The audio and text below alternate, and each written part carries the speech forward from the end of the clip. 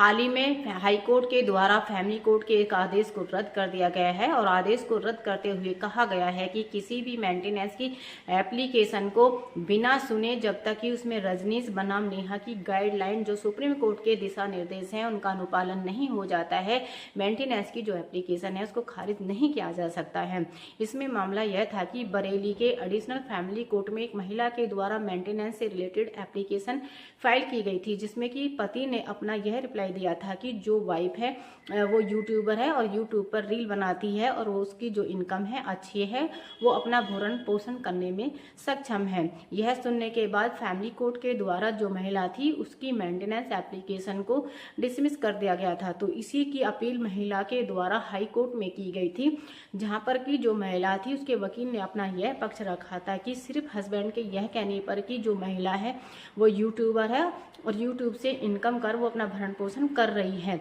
जबकि पति के द्वारा यह भी नहीं बताया गया कि जो महिला है उसकी फिक्स इनकम कितनी है, बल्कि जो सुप्रीम कोर्ट की गाइडलाइन है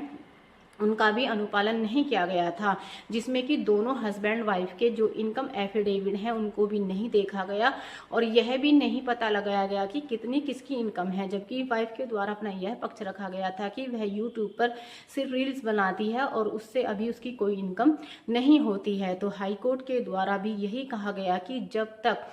किसी भी मेंटेनेंस एप्लीकेशन में जो सुप्रीम कोर्ट की गाइडलाइन है उनका अनुपालन नहीं होता है, तब तक उस एप्लीकेशन को जो मेंटेनेंस की है उसको डिसमिस नहीं किया जा सकता है। और यह कहते हुए हाई कोर्ट ने जो फैमिली कोर्ट का आदेश था उसको रद्द कर दिया और जो दोबारा महिला की मेंटेनेंस एप्लीकेशन थी उसे फैमिली कोर्ट को आदेश दिया कि इस पर दोबारा सुनवाई हो, क्योंकि जो महिला का हस्बैंड था वो नगर पालिका में कर्मचारी था और उसकी एक